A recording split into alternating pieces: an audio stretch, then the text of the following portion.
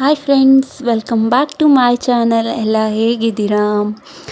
ನಾವಿವತ್ತು ಗೊರವನಹಳ್ಳಿ ಮಹಾಲಕ್ಷ್ಮಿ ದೇವಸ್ಥಾನಕ್ಕೆ ಹೋಗ್ತಾಯಿದ್ದೀವಿ. ಅದಕ್ಕೆ ನಾನಿವತ್ತು 5 o'clock ಎದ್ದಿದ್ದೆ. ಟಿಫನ್ ರೆಡಿ ಮಾಡಿ, ಪಾಪುಗೆ ಹಾಲು ರೆಡಿ ಮಾಡಿ, ಎಲ್ರಿಗೂ ಕಾಫಿ ರೆಡಿ ಮಾಡಿಟ್ಟು, ಹಾಗೆ ರಾಗಿ ಅಂಬಲಿ ಕೂಡ ರೆಡಿ ಮಾಡಿಟ್ಟಿದ್ದೆ. ಅರ್ಲಿ ಮಾರ್ನಿಂಗು ಎದ್ದ ತಕ್ಷಣ ರಾಗಿ ಗಂಜಿ ಕುಡಿದ್ರೆ ಹೆಲ್ತಿಗೆ ತುಂಬ ಒಳ್ಳೆಯದು. ಯಾರು ಎದ್ದಿರಲಿಲ್ಲ, ಅದಕ್ಕೆ ನಾನೇ ಬೇಗ ಹೋಗಿ ಸ್ನಾನ ಎಲ್ಲ ಮುಗಿಸ್ಕೊಂಡು ಬಂದೆ.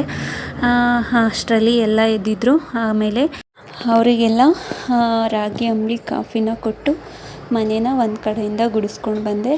ಆಮೇಲೆ ಅಷ್ಟರಲ್ಲಿ ಎಲ್ಲರೂ ಒಬ್ಬೊಬ್ಬರಾಗಿ ಸ್ನಾನ ಮುಗಿಸ್ಕೊಂಡು ಬಂದರು. ನಾನು ಮನೇನ ಒಂದು ಕಡೆಯಿಂದ ನೀಟ್ ಮಾಡಿಕೊಂಡು ಗುಡಿಸ್ಕೊಂಡು ಬಂದೆ.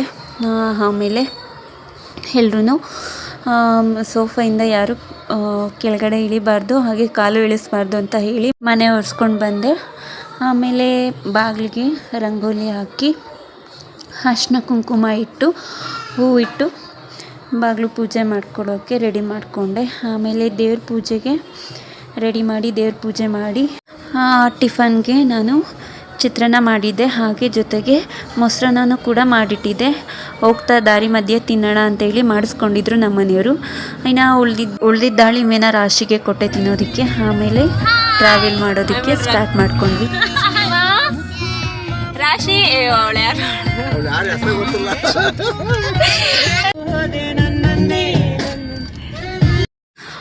ಹೋಗ್ತಾ ಹಾಗೆ ದಾರಿನಲ್ಲಿ ಪೆಟ್ರೋಲ್ ಕೂಡ ಹಾಕಿಸ್ಕೊಂಡು ನಾವು ನೈಸ್ ರೋಡ್ ಮೇಲೆ ಹೊರಟ್ವಿ. ಆಮೇಲೆ ಹೋಗ್ತಾ ದಾರಿ ಮಧ್ಯ ಟಿಫನ್ಗೆ ಹಾಕಿದ್ರು. ಎಲ್ಲರೂ ಕೂತ್ಕೊಂಡು ಟಿಫನ್ ತಿಂದ್ಕೊಂಡು ನಾವು ಹೊರಟ್ವಿ. ಮತ್ತು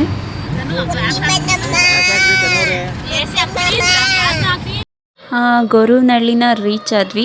ಹಾಗೆ ಬೇಗ ಹೋಗಿ ದರ್ಶನ ಮಾಡೋಣ ಅಂತ ಕ್ಯೂನಲ್ಲಿ ನಿಂತ್ಕೊಂಡ್ವಿ. ಕ್ಯೂ ಕೂಡ ಬೇಗ ಸಾಕ್ತು. ದರ್ಶನ ಕೂಡ ತುಂಬ ಚೆನ್ನಾಗಿ ದರ್ಶನ ಆಯಿತು. ನಾನು ಏನಿಲ್ಲ ಅಂದರೂ 2 ನಿಮಿಷ ನಿಂತ್ಕೊಂಡು ದೇವ್ರು ನೋಡಿದ್ದೀನಿ. ಅಷ್ಟು ಚೆನ್ನಾಗಿ ದರ್ಶನ ಆಯಿತು. ಅಲ್ಲೇ ಪ್ರಸಾದನೂ ಕೊಡ್ತಾರೆ. ಪ್ರಸಾದ ಮಾತ್ರ ತುಂಬ ಚೆನ್ನಾಗಿತ್ತು. ಹಾಗೆ ಮೇಂಟೆನೆನ್ಸ್ ಕೂಡ ತುಂಬ ಇಷ್ಟ ಆಯಿತು ನನಗೆ. ಅಲ್ಲಿ ಎಲ್ಲ ದೇವಸ್ಥಾನದಲ್ಲಿ ಇದೇ ಥರ ಮೇಂಟೈನ್ ಮಾಡಿದರೆ ದರ್ಶನ ತುಂಬ ಚೆನ್ನಾಗಾಗುತ್ತೆ ಅಂತ ಹೇಳಿ ಇವತ್ತಿನ ಬ್ಲಾಗ್ನ ಮುಗಿಸ್ತಾ ಇದ್ದೀನಿ.